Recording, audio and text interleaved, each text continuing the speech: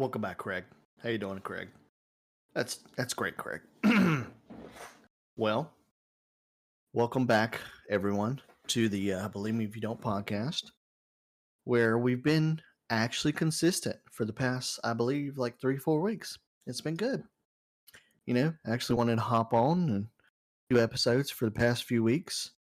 I'm sure that I'll end sooner or later. But we out here just doing random things. Today was a great Sunday. If you're a football fan, you got to watch some awesome football games, I do believe. Shout out to the Colts, 3-0 since that first time since 2009, I do believe. It's been a revelation. Like, I haven't been able to really watch them just because I'm not in Indiana.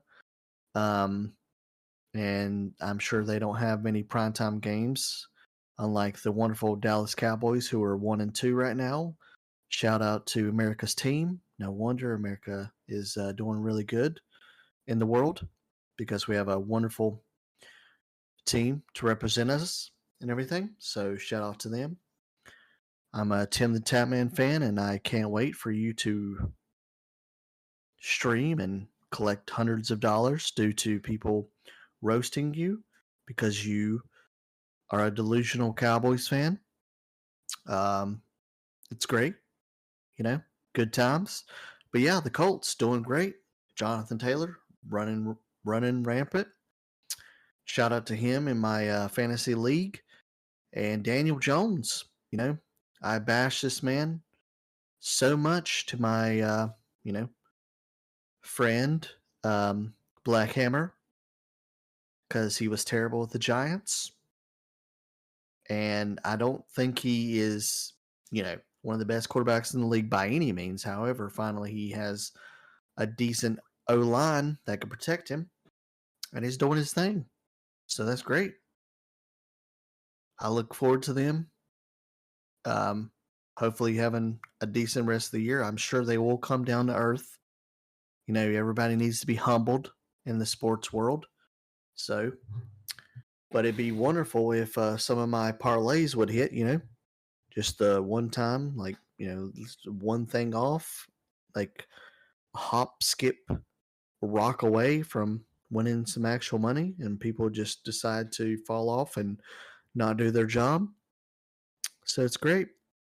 Also, FanDuel, I'm not sure what's up with it, but I do believe, like, what are we doing when people get hurt? I understand your rule of the first quarter, people getting hurt thing, but like, brother, just saying, CD Lamb kind of screwed me with your rules. CD Lamb, these nuts. Anyways, that was sports talk. If you're a sports person, that's great. If you're not a sports person, that's great as well. Wanted to hop on and do an episode for whatever reason, not sure. I don't believe, didn't have anybody, it didn't ping anybody, but if anybody joins, they can more than likely, or they're more than welcome to join. My friends are dicks. Donkey, for whatever reason, decided to randomly Discord call me. Didn't pick up. I picked up, or I called him back when I got home, and it was literally about nothing. So I told him, I hope when he plays the Legion Remix season in World of Warcraft retail, that none of his mounts transfer over. And that's a real threat. I hope it happens. He doesn't deserve those mounts. I hope his account gets hacked so much that he can never get those mounts again, and he is forced to play another video game. That's the dream. That is the absolute dream. Moving on to my friends, Kiwi is a baby back bitch and won't fight Arlecchino in the Eliza P DLC because it's too hard and he gets too frustrated. I understand. The fight's hard. Just be better. It's pretty simple. TikTok. If you know, Kiwi. And then also, Donkey linked me a dumbass article about this new game. Shout out to this game. I'm sure it could be wonderful for the creators. Um, it's called, it's an indie devs. They made it. It's called Death Ground. He said it's Dino Crisis. It's not. No, it's not. Capcom, you were one of my favorite franchises. Or sorry, one of my favorite developers and everything. Just please remake Dino Crisis, dude. Exoprimal was ass. It was literal ass. It's below ass. It's it's below it. It doesn't exist because it's ass. Just make what the people want. You've remade Resident Evil 1, 2, Mediocre 3, and 4. And I'm sure you're going to remake 5 for whatever reason, and 6. Make Dino Crisis, brother. I know you're on a historic run with Resident Evil, but just make Dino Crisis. People want it, myself included. Maybe just myself. But you know people will play this game. Please, Capcom, remake it. It can't be that hard. Speaking of that, if you keep up with the gaming world, Tokyo Game Show will be happening September 25th through the 28th. Apparently, it's a pretty big week this upcoming week for gaming. Like I said, Tokyo Game Show. I think Capcom's already talked about the games that they're going to show, and none of it's included. Like, the possibility of Dino Crisis or even a Resident Evil 5 or 6 remake or 1. Like, technically, they just remastered 1, but like, no. I don't know. Was it 10? I don't know. Anyways, it'd be wonderful. And then there's a rumored state of play, PlayStation state of play, with the potential of them showing off Wolverine from Insomniac. That would be epic. But if it doesn't happen, it doesn't happen. Oh well. I'm sure the last trailer for freaking Ghost of Yotei will be shown as well. I have it on my Fantasy Critic. Speaking of Fantasy Critic, let's get an update here on this game that no one tried besides myself. Hopefully Jordan will join us next year in playing this.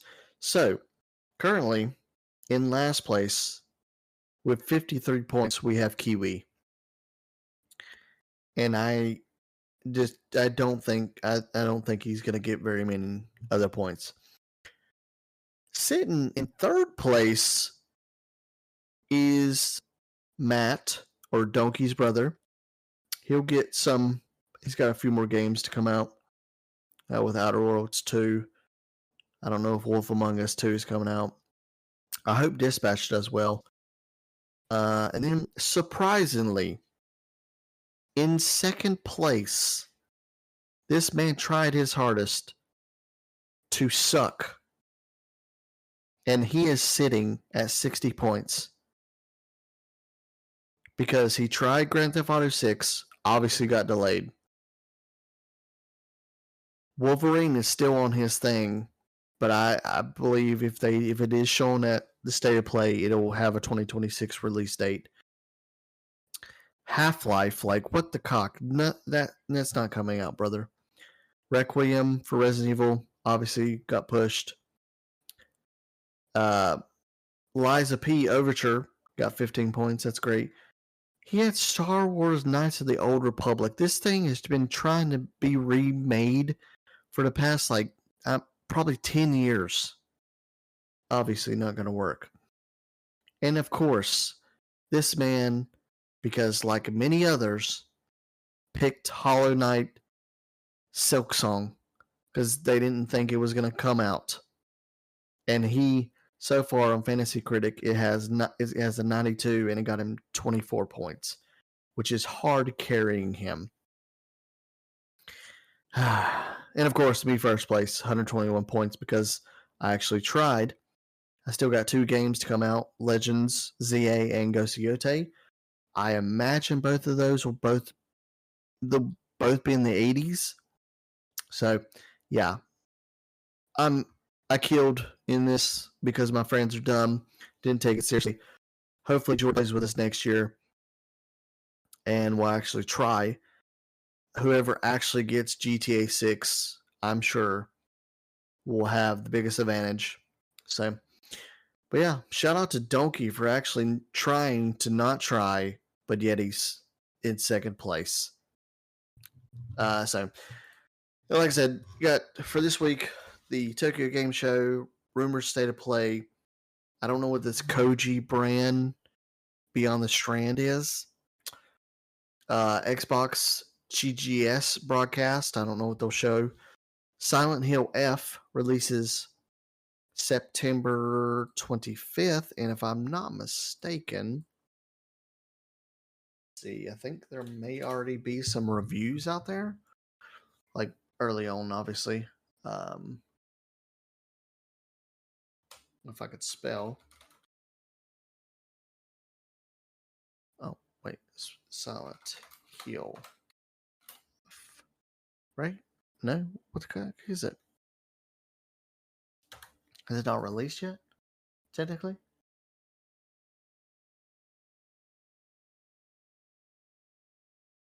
Yeah, it hasn't technically released, but from the early previews that I've saw on Twitter, it's pretty good. So, and then we got Sonic Racing Crossworlds September 25th. This year is literally the kart racer year. Talk about all this, like how many kart racing games have released in 2025? So we had Mario Kart World, Sonic Racing Crossworlds, Worlds, Kirby Air Riders.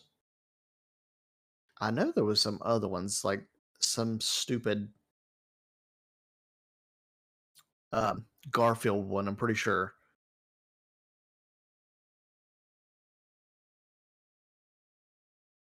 Was Nickelodeon?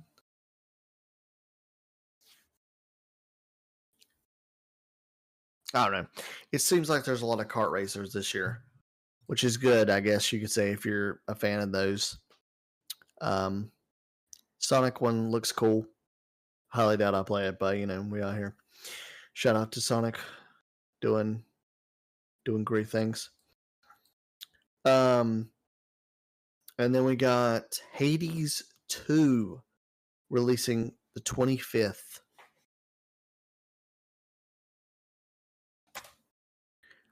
So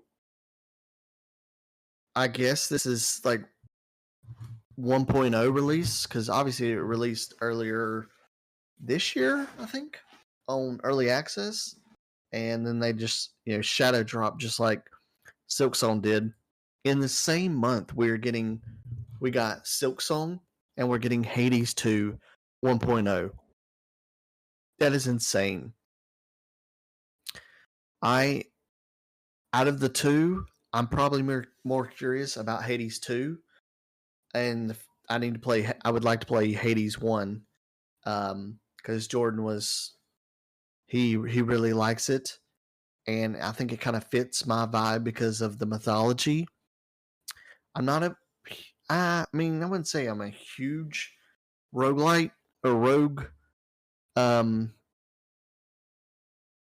roguelike gamer by any means, but just because the art looks awesome, the characters seem great, it's got great reviews, I might give it a shot if I have time. Oddly enough, I did download the first Hollow Knight game on PlayStation because it was on PlayStation Plus, and I maybe want to give it a try. I've heard it's just hard as shit, and I just don't know. And there's no difficulty, like you can't change it or anything. So it's like a get good type thing. Um, I'm pretty open right now because I, once again, my Sundays were kind of consistent of doing my WoW shit, and I've just, I might do a separate episode, but I basically have stopped playing WoW again. That's no surprise to anybody who knows me, and of course, my wife. So maybe I'll do another episode, kind of explaining that, just the tug and pull that that game has on me. So now my Sundays are kind of free. I don't want to play COD on it. I'm kind of reserved it for either, doing these episodes and then going to sleep, doing the episode if anyone wants to, or even if I want to, and then going on to play something else. For me, and I kind of talked about it last week. Final Fantasy Tactics releases not this week, but next. So I kind of have a free week-ish to do things, in between playing Call of Duty and Helldivers 2 with Black Hammer. And he and I will do a Helldivers 2 impressions, like video or episode, maybe this week. But then we do have, let's see, when does the update for Grounded 2 come out? So it's called the Harry Scary update for Grounded 2, which features the Axel Tarantula boss. It is scheduled out, of course, for September 30th. So I thought it was going to be this week. Unfortunately, it's not. It's going to be on the exact day that Final Fantasy Tactics, the Ivalice Chronicles comes out. So it's going to be kind of shitty. I know I want to play that, but I kind of want to play Tactics a lot more. So I'll have to balance that out with Hammer. And then on the 3rd of October is when the new Digimon game comes out. I played the demo. It's awesome. I can't wait for it. They're putting a lot of money into this game, and I hope it succeeds. Because, like I was telling Jordan and DMs, like Digimon is one of my favorite franchises from Capcom, or sorry, Bandai, and just in general from growing up. We had Pokemon, we had Yu-Gi-Oh, and Digimon. They were like the three big ones. And I think in the Western audience, Digimon wasn't as hype as, like, say, Pokemon and even Yu-Gi-Oh to an extent. Because I don't know anyone ever played the Digimon card game. I don't even know how new the Digimon card game is, if at all. Maybe it did release kind of around the same time Pokemon and Yu-Gi-Oh did, but I've never heard anyone play it. Now, I use TCG Player, and I look at the cards all the time, and they have great artworks. But the games from early PlayStations, Digimon World 1, 2, 3 were awesome. Digimon Rumble was awesome as well. But I think what held it back compared to Pokemon, and this may just be a me thing, but having the word Mon at the end of every single one of their names, maybe people found that annoying. But I think it was also it was a lot more anime. And what I mean by that, not in a bad way, weebish type thing.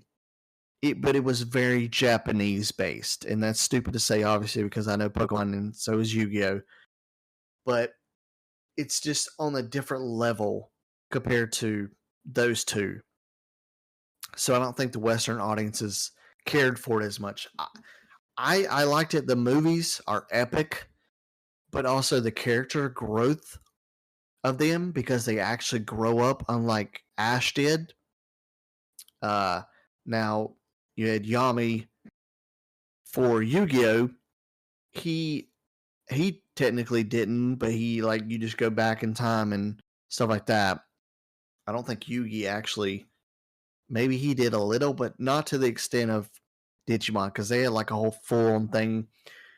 Each new season, I think, was new characters, and then they, in the past probably 5 to 7 years or something, they've went back to the older ones, and now they're kind of grown up and like real teenagers and adult-ish. So, but yeah, I look forward to both of those games coming out and Grounded 2 as well.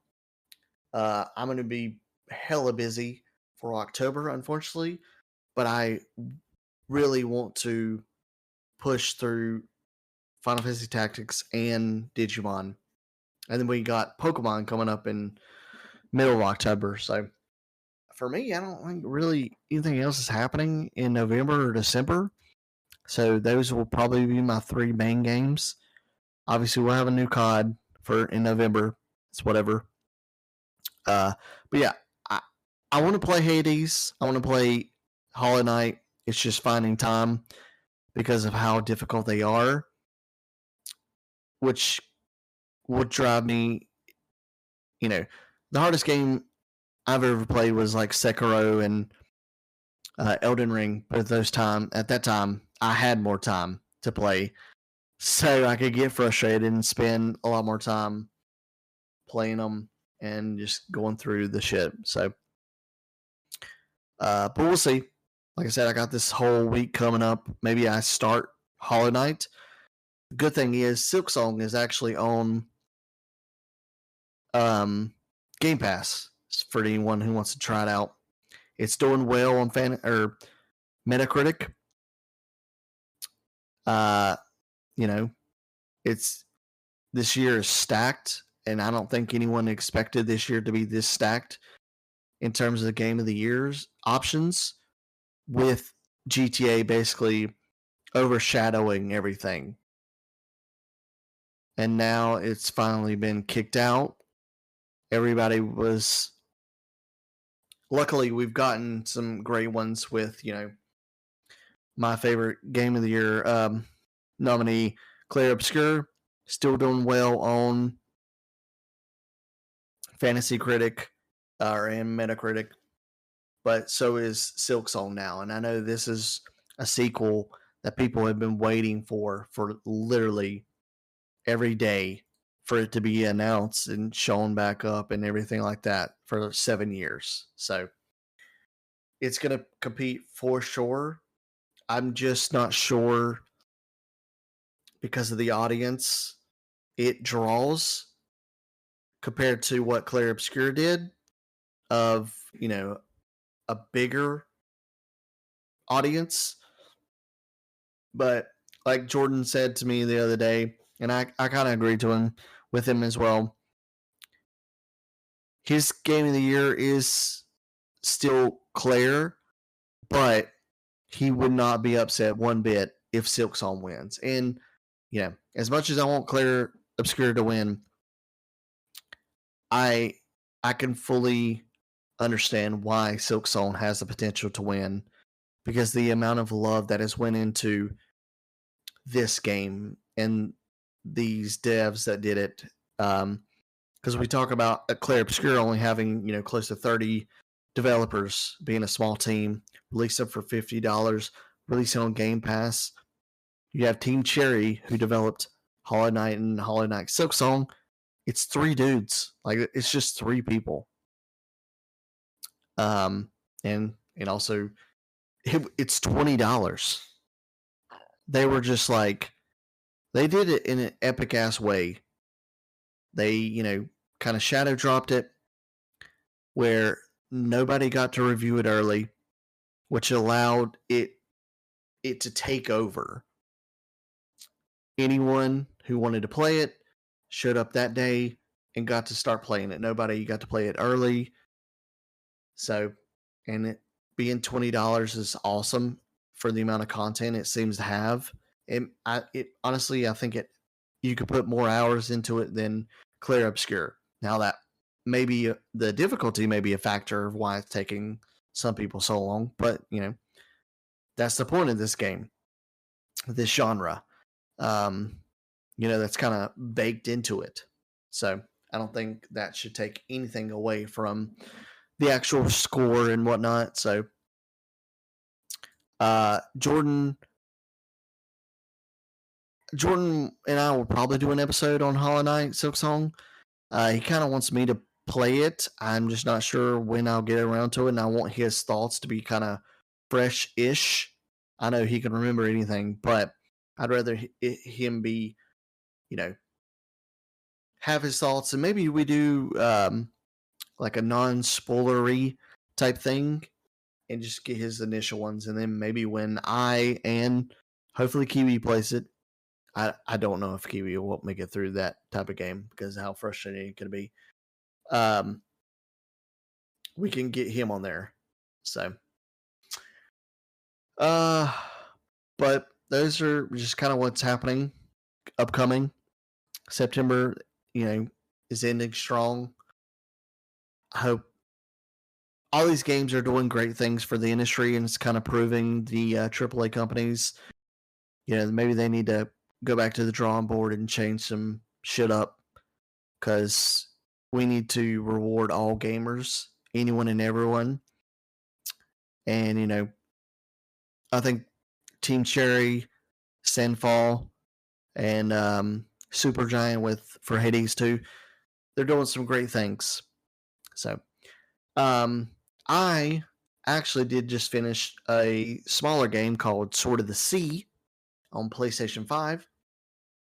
I just was looking on PlayStation Plus and saw this game. It was free. Kind of looked up how long it would take it to beat it, just because playing with time is one of my biggest factors of what I want to play and interest. But it was everyone said it would take like 3 hours, and I was like, okay, because I watched the trailer for it, and it gave me good vibes, honestly. So just give it a little overview. It's made by Giant Squid. Sword of the Sea is a adventure video game developed by and published by Giant Squid. In it, the player assumes control of a character named Wraith, who rides on a hover sword to restore life to a barren wasteland. It's basically an exploring game. You don't have really any combat. You only have one boss at the end, and it's just one button essentially to fight it. It wasn't very hard or anything. But the world that was crafted by Giant Squid is wonderful. It's beautiful. I can't give it enough praise.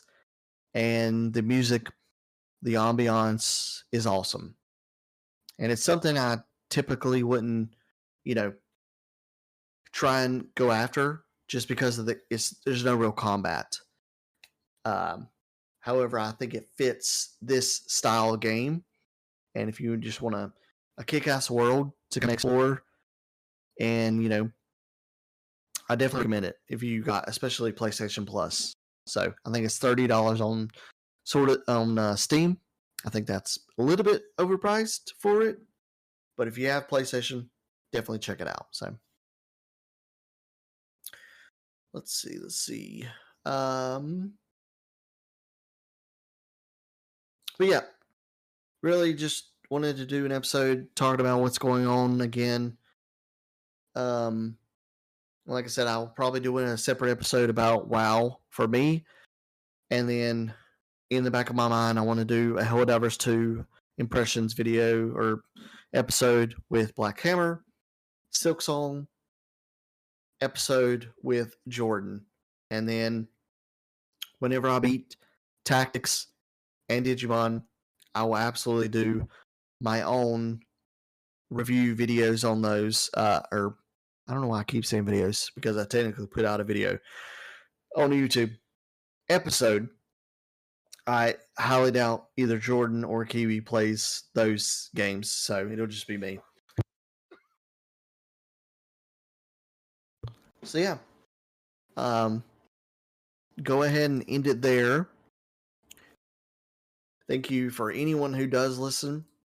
But if you actually do listen, please share it with your friends, coworkers, the world, whatever. We're not looking to get famous or anything like that. That was never the vision of this. It was just to talk with friends and just give our thoughts, because we're also gamers and we have our own opinions, thoughts, whatever. So, and if you have time to leave us a review, by all means, please. I think you can do it on Spotify. You might be able to do it on Anchor. And like I said, I create videos on our YouTube, just so if somebody wants to put it on the,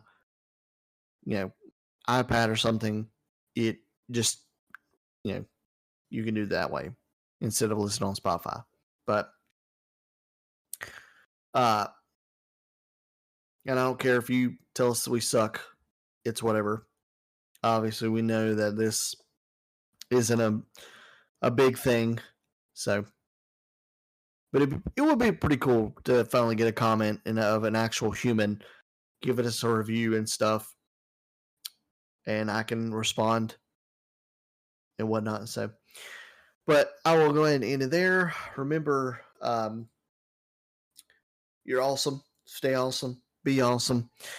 And remember, you can continue to believe us. If you don't, peace.